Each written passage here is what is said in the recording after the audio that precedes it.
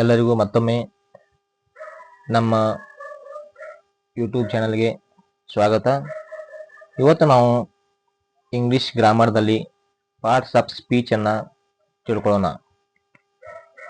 Parts of speech ಅಂದ್ರೆ words used for writing or ಸ್ಪೀಚಿಂಗ್.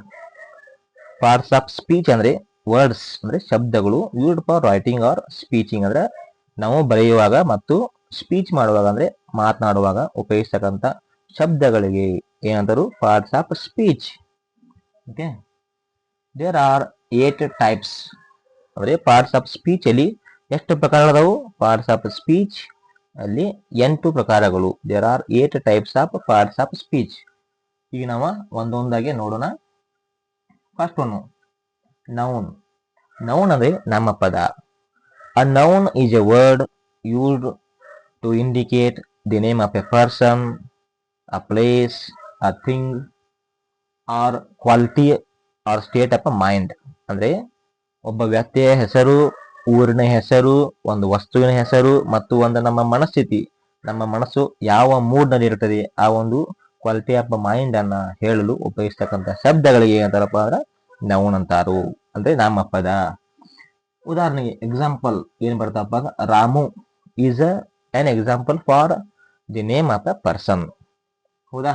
India is an example for the name of a place, country, ನಮ್ಮ ಇಂಡಿಯಾದ ಹೆಸರು, ದೇಶದ ಹೆಸರು India. Cricket ಇದು ಒಂದು ವಸ್ತು ಅಥವಾ ಒಂದು ಕ್ರೀಡೆ ಹೆಸರು. ನಾವು ವಸ್ತುವಿಗೆ ಪರ್ಯಾಯವಾಗಿ ಯೂಸ್ ಮಾಡ್ತೀವಿ. ಪೇನ್ ಇದು ನಮ್ಮ ಮನಸ್ಸಿನ ಸ್ಥಿತಿ, ನಮ್ಮ ಮನಸ್ಸು ಯಾವ ರೀತಿ ಇದೆ ಅಂದ್ರೆ ಪೇನ್ಫುಲ್ ಇದೆಯೋ ಅಥವಾ ಹ್ಯಾಪಿ ಇದೆಯೋ ಅಂತಕ್ಕಂಥ ಒಂದು ಪೇನ್ ಅನ್ನ, ನಮ್ಮ ಮನಸ್ಸು ನೋವಿನಿಂದ ಕೂಡಿದೆ ಅಂತಕ್ಕಂಥ ಹೇಳುವುದಕ್ಕ ಪೇನ್ ಅಂತ ಯೂಸ್ ಆಗುತ್ತೆ. ಇವೆಲ್ಲವೂ ನೌನ್ಗೆ, ನಾಮಪದಕ್ಕೆ ಉದಾಹರಣೆಗಳು. Next, pronoun. Pronoun is a word used instead of noun. ಅಂದ್ರೆ ನಾಮಪದವನ್ನು ಉಪಯೋಗಿಸ್ತಕ್ಕಂಥ ಸ್ಥಳದಲ್ಲಿ ಅದರ ಬದಲಿಗೆ ಉಪಯೋಗಿಸ್ತಕ್ಕಂಥ ಬೇರೆ ಪದ, alternative word used instead of noun. ಅಂದ್ರೆ ನಾಮಪದದ ಬದಲಿಗೆ ಉಪಯೋಗಿಸ್ತಕ್ಕಂಥ ಬೇರೆ ಶಬ್ದಕ್ಕ ಏನಂತ ನಾವು ಪ್ರೊನೌನ್, ಸರ್ವನಾಮ. ಇದಕ್ಕೆ ಉದಾಹರಣೆ ಯಾವಪ್ಪ ಅಂದ್ರ ಹಿ, ಸಿ, ಇಟ್, ದೇ ಎಕ್ಸೆಟ್ರಾ. ಹಿ ಅಂದ್ರೆ ಒಬ್ಬ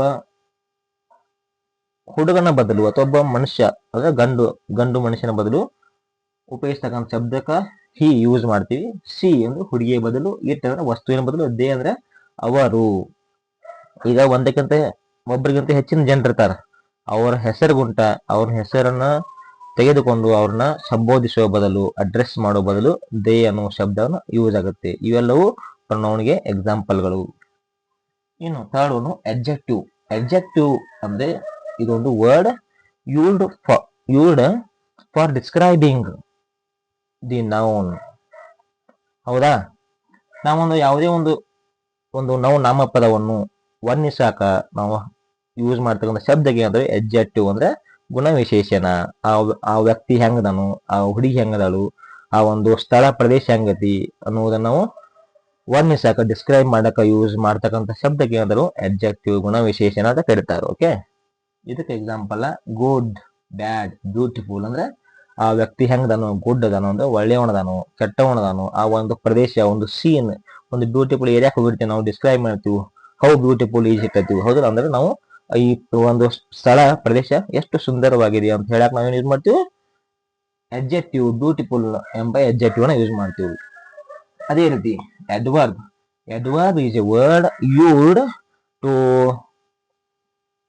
modify the verb.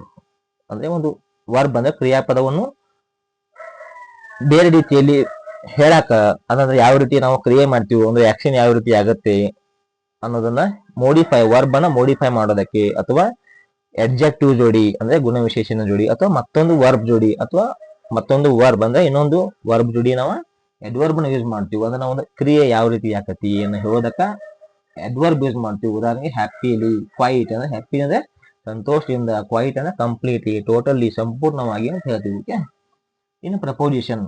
Proposition is a word used to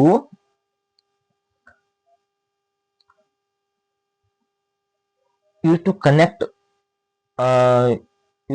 or say the relation between two grammatical words ಅಂದ್ರೆ ಎರಡು ವ್ಯಾಕರಣಬದ್ಧವಾಗಿರ್ತಕ್ಕಂಥ ಶಬ್ದಗಳು ನಡುವಿನ ಸಂಬಂಧವನ್ನು ಅಥವಾ ನೌನ್ ಅಥವಾ ಪ್ರೊನೌನ್ ಇವುಗಳ ನಡುವೆ ಮತ್ತು ಬೇರೆ ಶಬ್ದಗಳ ನಡುವಿನ ಒಂದು ಸಂಬಂಧ ಯಾವ ರೀತಿ ಐತಿ ಅನ್ನೋದನ್ನ ಯೂಸ್ ಮಾಡೋದಕ್ಕೆ ನಾವು ಒಂದು ವ್ಯಕ್ತಪಡಿಸಕ್ಕೆ ಎಕ್ಸ್ಪ್ರೆಸ್ ಮಾಡೋದಕ್ಕೆ ಪ್ರಪೋಸಿಷನ್ ಯೂಸ್ ಮಾಡ್ತೀವಿ. ಉದಾಹರಣೆಗೆ ಆಪ್, ಅಬೌಟ್, ವಿತ್ ಅಂದ್ರೆ ನಾವು ಒಬ್ಬ ವ್ಯಕ್ತಿ ಬಗ್ಗೆ ಮಾತಾಡ್ತಿದ್ದೀವಿ. We talk about a person ಅಂದ್ರೆ ನಾವು ಯಾರ ಬಗ್ಗೆ ಮಾತಾಡ್ತೀವಿ, ಒಬ್ಬ ವ್ಯಕ್ತಿ ಬದಲ್ಲ ಅಬೌಟ್ ಎ ಪರ್ಸನ್ ಅಂದ್ರೆ ಒಬ್ಬ ವ್ಯಕ್ತಿ ಕುರಿತು ನಾವು ಮಾತಾಡ್ತೀವಿ ಅನ್ನೋ ಮುಂದೆ ಅಬೌಟ್ ಅಂತಕ್ಕಂಥ ಪ್ರಪೋಸಿಷನ್ ಯೂಸ್ ಆಗುತ್ತೆ. ಅದೇ ರೀತಿ verb is a word use to indicate an action ಅಥವಾ ಒಂದು ಫಂಕ್ಷನ್ ನಾವೇನು ಕಾರ್ಯ ಮಾಡ್ತೀವಿ ಅದನ್ನ, ಅಥವಾ ಒಂದು ಕಂಡೀಷನ್, ಒಂದು ಸಿಚುವೇಶನ್, ಯಾವ ಒಂದು ಪರಿಸ್ಥಿತಿ ಐತಿ ಅಲ್ಲಿ ಅನ್ನೋದನ್ನ ವ್ಯಕ್ತಪಡಿಸೋದಕ್ಕೆ ನಾವೇನು ಯೂಸ್ ಮಾಡ್ತೀವಿ ಅಂದ್ರೆ ವರ್ಬ್ ಅನ್ನು ಯೂಸ್ ಮಾಡ್ತೀವಿ. ಉದಾಹರಣೆಗೆ ಈಸ್, ಆರ್, ವೇಟ್, ಡೂ ಈ ರೀತಿಯಾಗಿ. ಓಕೆ, ಇನ್ನ conjunction is a word use to connect two words or sentences. ಇವು ಎರಡು ಶಬ್ದಗಳಿರ್ತಾವೆ, ಬೇರೆ ಬೇರೆ ಶಬ್ದಗಳು ಅಥವಾ ಬೇರೆ ಬೇರೆ ವಾಕ್ಯಗಳನ್ನ ಜಾಯಿಂಟ್ ಮಾಡೋದಕ್ಕೆ ಅಂದ್ರೆ ಒಂದಕ್ಕೊಂದು ಅಟ್ಯಾಚ್ ಮಾಡೋದಕ್ಕೆ, ಸೇರಿಸೋದಕ್ಕೆ ನಾವು ಯೂಸ್ ಮಾಡ್ತೀವಿ ಕಂಜಂಕ್ಷನ್ ಅನ್ನು ಯೂಸ್ ಮಾಡ್ತೀವಿ. ಉದಾಹರಣೆಗೆ ಅಲ್ಲಿ ಒಂದು ಇಬ್ರು ಹುಡುಗರು ಆಟ ಆಡ್ತಿದ್ದಾರೆ, ಏನ್ ಹೇಳ್ತೀವಿ ಅವ್ರ ಹೆಸರು ತಗೊಂಡು ಜಸ್ಟ್ ಯು ಗೆಸ್ ಇಟ್.